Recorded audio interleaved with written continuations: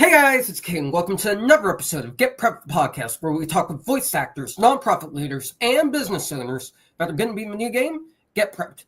Today we have a really amazing guest. You probably know him as the Saw Man from Vampire Diaries, and someone with some of the best hair in the industry. He is Chaka DeSilva. Thanks for coming on, Chaka. Hey, thank you. Thank you for having me on. Of course, my first question for you is, how did you get into voice acting? It's a wild ride. Originally, I studied acting.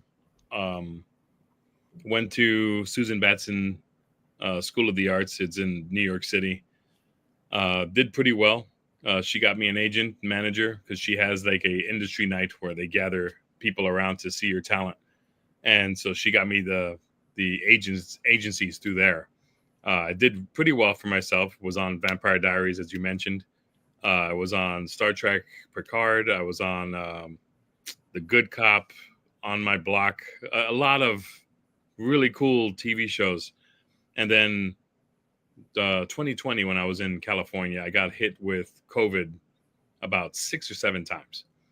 And then diagnosed with Graves' disease.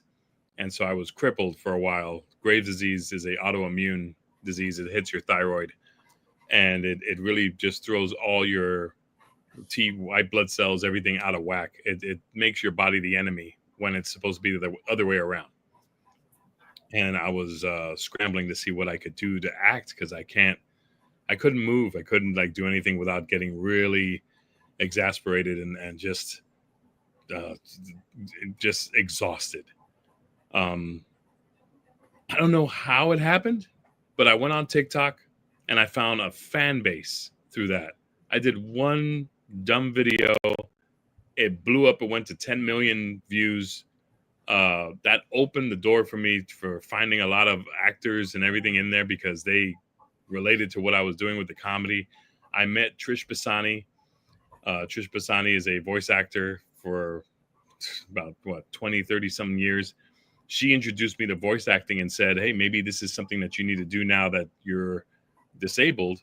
You could actually keep acting through voice and just continue your career the way you're doing it before. And I didn't know that you could do stuff like that. I thought voice actors were a different breed of people. I didn't know that it was all a welcoming circle like it is.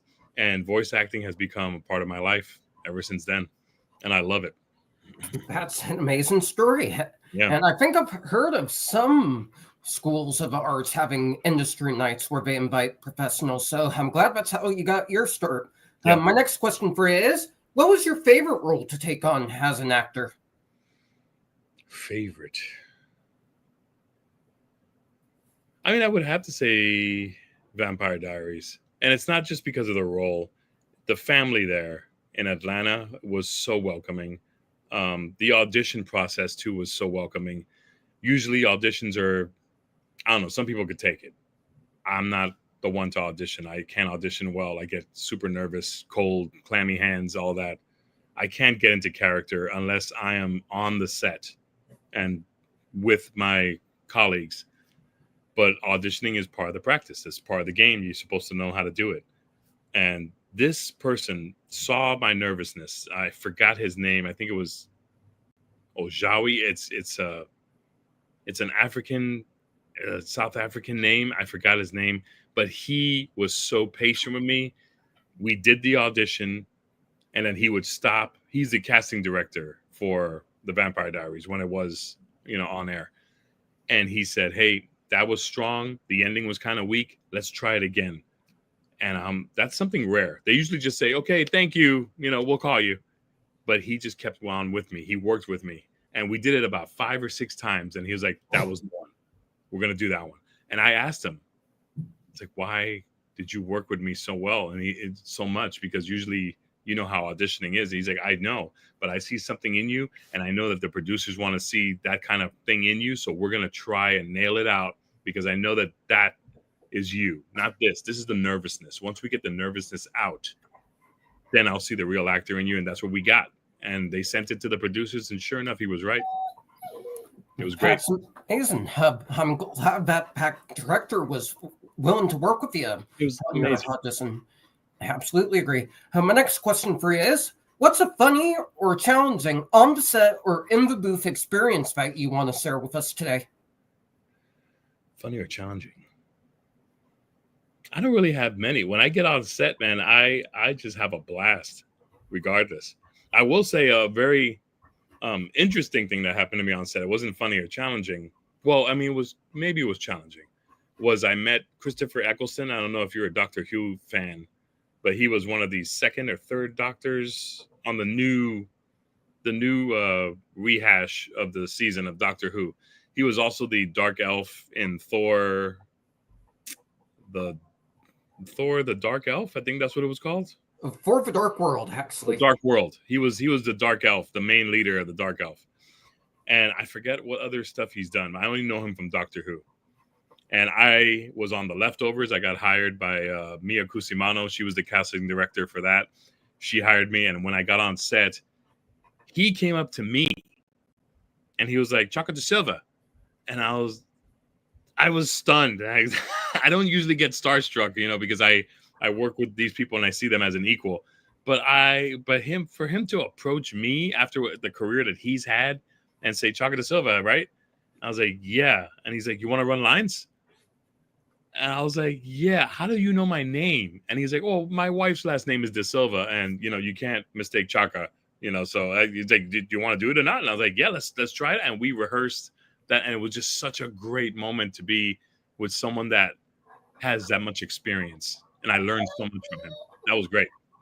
Yeah, it definitely sounds great. I would kill to meet one of the Doctor Who or Marvel actors. So I'm glad you got that experience.